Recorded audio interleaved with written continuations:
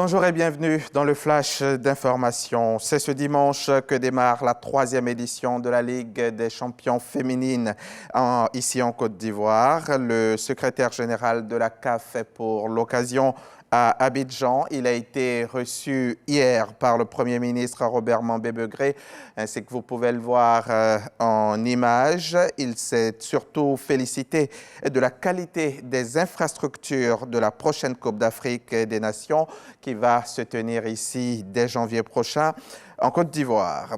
Le ministre de la Promotion de la Jeunesse, de l'Insertion professionnelle et du service civique lui a rendu visite cette semaine au Centre des métiers de l'eau à 200 jeunes hommes et femmes qui ont été formés pendant plusieurs mois au métier de la plomberie sanitaire. Cela dans le cadre de la mise en œuvre du PJGouv, le programme jeunesse du gouvernement. Au cours de la visite, le ministre a rassuré tous les bénéficiaires quant à leur insertion professionnelle. Le reportage de Christ Diomandé à suivre dans le 13h.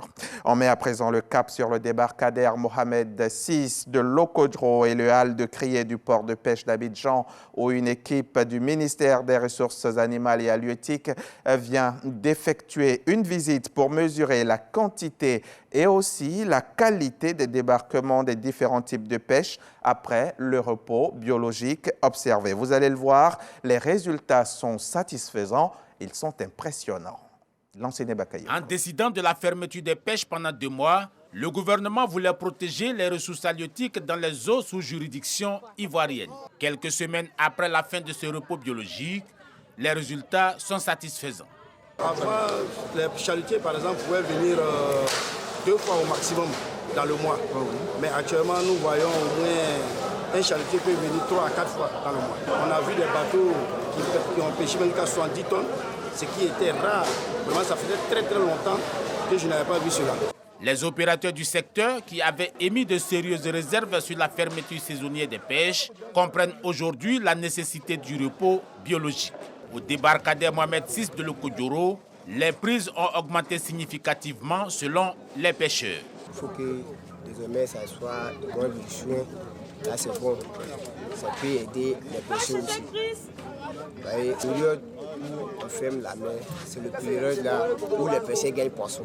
Au hall de criée du port de pêche de Vridi, le constat est le même, le tonnage s'est amélioré ainsi que la qualité des spécimens. Nous avons constaté une augmentation des débarquements au niveau de la criée et la quantité de poissons également augmentée. Les activités de pêche avaient été fermées du 1er au 31 juillet pour la pêche artisanale et du 1er juillet au 31 août pour la pêche industrielle et semi-industrielle. Une réponse à la raréfaction des ressources halieutiques due en partie à la surpêche.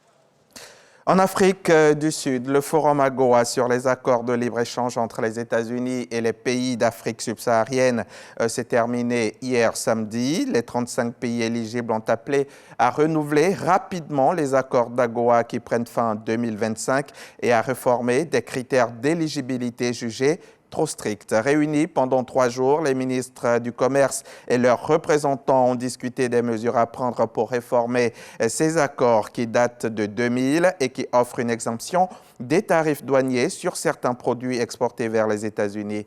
L'administration américaine présente à Johannesburg a écouté ces revendications, mais elle rappelle que ce sont les membres du Congrès qui ont le dernier mot. L'armée israélienne progresse toujours ce 5 novembre dans la bande de Gaza, où une nouvelle frappe a fait des dizaines de morts dans un camp de réfugiés hier samedi, selon le Hamas. Malgré les appels au cessez-le-feu et le désespoir des civils palestiniens après 30 jours de guerre. On estime à plus de 45 000 le nombre de personnes, à plus de 45 le nombre de personnes tuées et une centaine d'autres blessées dans ce bombardement israélien contre le camp de réfugiés de Magazi. Depuis le 7 octobre, plus de 1400 Israéliens ont été tués, dont 341 soldats, et l'armée israélienne fait état de 240 personnes retenues en otage par le Hamas. Le ministère de la Santé du Hamas annonce, lui, un bilan de 9 488 morts palestiniens, dont 3 900 enfants. La Russie annonce ce dimanche avoir testé avec succès un missile balistique intercontinental capable de porter des ogives nucléaires depuis un sous-marin nucléaire de 4e génération.